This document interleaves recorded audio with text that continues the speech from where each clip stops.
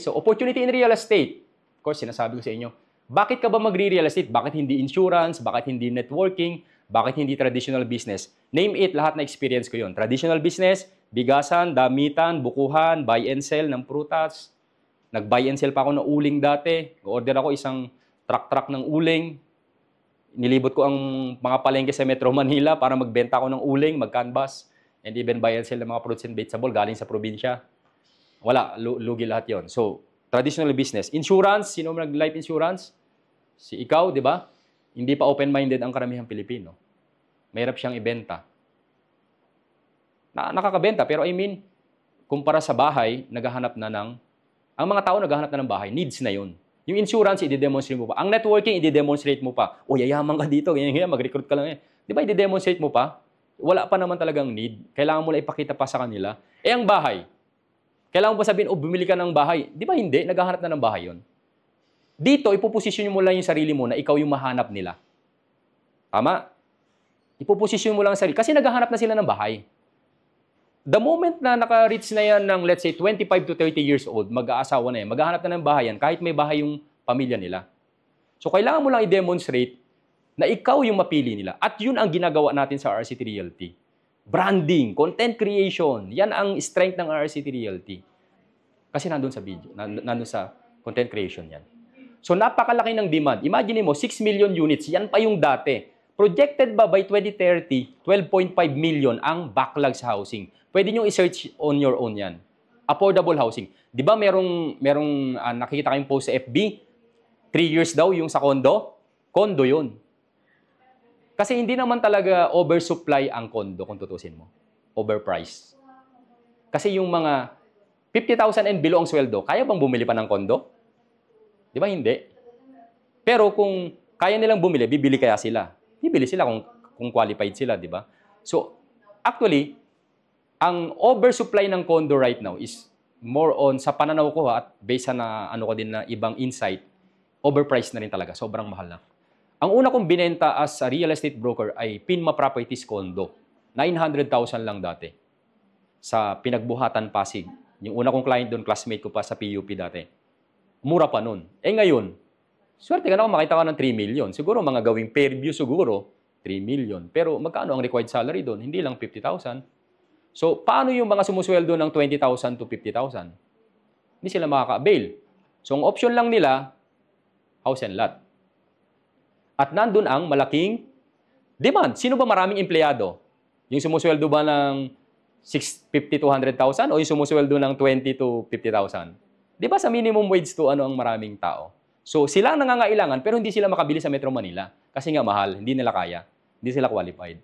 At yan ang maraming backlog na sinasabi dito sa low-cost o affordable housing. 6.5 million. No? 6.5.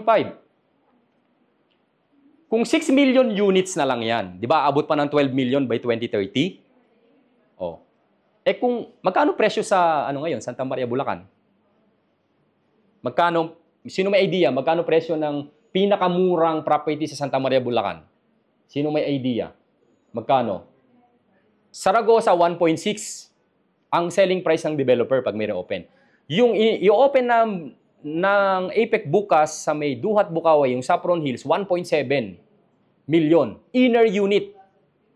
Inner unit.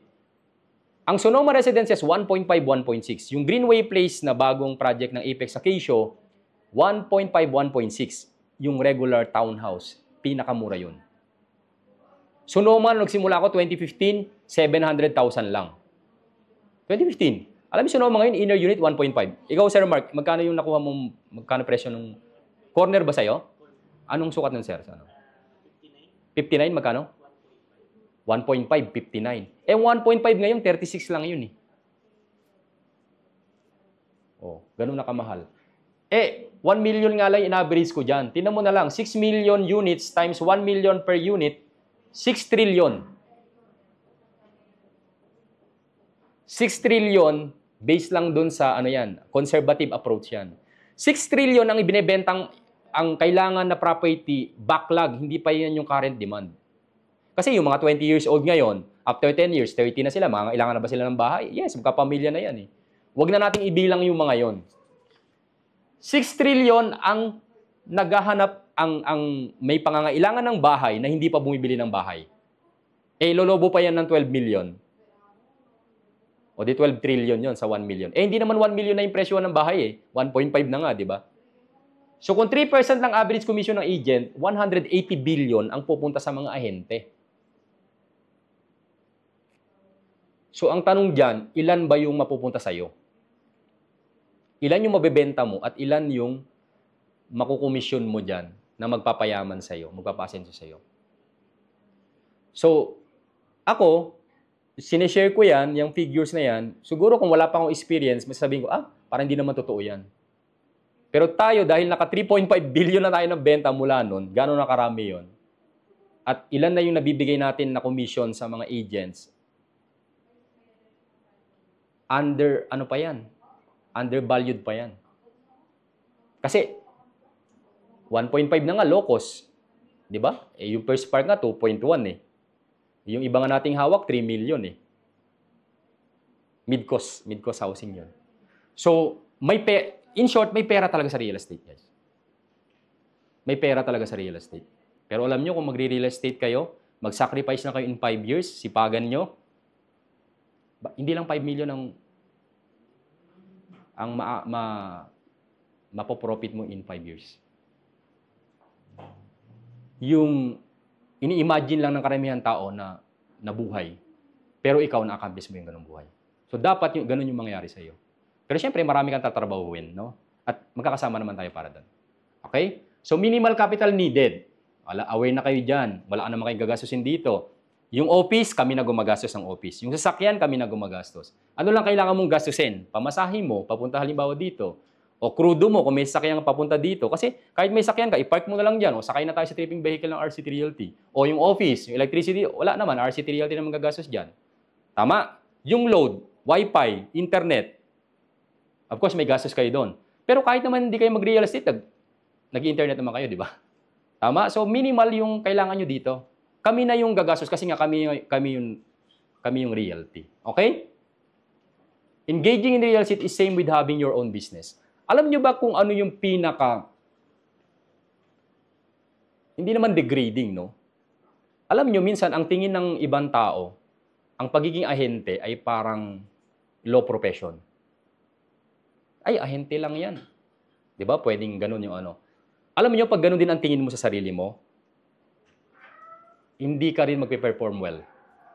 Sabi nga, you cannot act as a winner if you don't see yourself as a winner. Hindi ka makaka-act dito bilang isang performer na agent kung ang tingin mo lang yung pag-aahente ay part-time lang. Although part-time ka right now, pero wag mo siyang tignan na para lang magkaroon ka lang ng part-time income. You need to treat this as your own business. Na ikaw yung CEO ng personal service corporation mo. You are the CEO of your own personal service corporation. Ganun mo dapat siyang tignan, sabi ni Brian Tracy. That you are the president of your own personal service corporation. Ang pagiging ahente, ikaw yung presidente niyan. Sarili mo tong negosyo. At kapag tinreat mo na ganun, alam nyo, nung may traditional business ako na bigasan, mga damitan, sino unang gumigising doon? Sino huling nagtatrabaho doon? Di ba ikaw na may-ari? Ganun mo din dapat i-treat tong pagiging ahente. Hindi yung part-time lang. Kung marami kang kung may mga yung pre-day mo, ialat mo talaga dito. Except syempre kung may for your family, priority yon. Sa pamilya, priority. O religion, priority mo yun. Outside than that, dito mo ilaan yon. Otherwise, baka maaksaya mo yung oras mo. Ako, magpo-41 na ako this year. Magpo-41 na ako. Nagsimula akong mag-real estate 28 years old. So, hindi ko pwedeng sabihin na bata pa kasi ako, hindi mo na ako masyadong magpupursige dyan. Ang bilis ng panahon. Pero I'm grateful na sinimulan ko siya at sineryoso ko siya na maaga. Kasi it took me more than 5 years bago ko talaga nagkaroon ng momentum at success dito sa real estate. So it will take some time bago ka magkaroon ng ano. So unlimited potential income kasi yung kikitain ninyo. So alam mo ba ang isang bahay sa 1.5 million, mamaya ipapakita sa 1.5 million, more than 30,000 ang kikitain mo doon. Paano kung nakadalawang bahay ka? Di 50,000 na yon. Nakaapat ka, 100,000 na yon. Alam niyo ba yun? Sila Kenneth and Diana, naka-anim na sila ngayon. ano na sila, broker category na sila at director dito, malaki ang commission nila, 6%. Sa isa, 40,000 megit isa doon. 6. Mahina 200,000 nila ngayong yung pangbuwan na to. RFO pa yung karamihan doon. So, sino kumikita ng 200 to 300,000 monthly? Kahit siguro sobrang sipagan mo sa trabaho mo, no? Hindi ka kita ng 200. 100 siguro, pwede pa. May sumusweldo ng 100. 200, may kukunti siguro. 300. Alam niyo ba isang highest agent? Sila din yung highest agent. Naka 32 million sila in 1 month. Tapos 5% na yung commission nila doon dati. 1 billion, mahigit. In 1 month. Ganun karami. Kaya unlimited yung potential income mo dito. Sa trabaho natin, kahit mag-OT ka pa dyan, kung manager ka nga yata, OTY pa no? Diba? So, real estate selling, ang madaling ibenta, tapos unlimited yung potential income mo dito. Time freedom. Ang time freedom, medyo minsan mako-confuse ka dyan. Kasi akala mo, may time freedom ako, ano na ako, control ko yung oras ko, ganyan-ganyan. Alam nyo ba kapag nag-business kayo sa real estate, baligtad yan Lalo sa simula, first few years mo, wala ka masyadong time freedom. May time flexibility ka, no? Kasi hindi ka naman pumapasok sa 8 to 5 or 9 to 6. Pero, lahat ng oras mo i-maximize mo. Yan minsan na misinterpret ng karamihan. May time freedom na ako kasi control ko yung oras ko, ganyan-ganyan. Pero alam nyo, habang tumatagal, mas dadami yung inaalat mo na oras talaga sa pagtatrabaho. So, pero eventually, magkakaroon kayo ng time freedom. Alam nyo, sa mga developer, kagaya yan, sa Apex Homes, sa tagal na panahon ko din, no, ultimately, nakapunta rin ako ng abroad, ng libre. So, last year, Taiwan, for 5 days, tapos Sydney, Australia, for 7 days. Tapos itong March, Hokkaido, Japan, 7 days. So, libre lahat ng developer yon. Tapos katapusan ng May, Vietnam naman kami. Ibang developer naman yon. So, yun yung kagandahan sa real estate, nakakapunta ka sa ibang lugar na for free. Tapos iba pa yung mga dito sa Pilipinas, no? So, awards and recognition, you get along with highly motivated people. So, syempre, dito, wala naman siguro nag-join dito ng hindi siya motivated, no? Hindi siya dreamer, no? Tapos tayo, we get to meet a lot of people na magiging clients natin. Iba-iba. Kaya, ako, accountant ako, no? So, karamihan accountant talaga, more on analytical, dun lang sa office, no? Pero, alam nyo, pag sa real estate o sa sales talaga, napakarami mong makasalamuhan ng tao. Kaya, totoo nga, no? Sabi nga, your net worth is your network. Your connections. Nandun talaga sa connections yun. At alam nyo, ang pag-join sa kagaya namin na realty, sa RRCT Realty, nag-join kayo dito, hindi lang dun sa pwede nyo kitain at matutunan. The moment nag-join kayo dito, instant na yung connections. Kung 50 kami dito, kung halimbawa, so instant connections yun na yan. Instant connections ko na yung mga nandito. At yun ang nadi-discount nung karamihan na nag-join na hindi nagtutuloy. Hindi nila ma-realize yun na yung network mo or connections mo, ayun din ang magdidetermine ng net worth mo, kayamanan mo eventually. Kasi meron kang pwedeng matutunan sa mga tao na yon.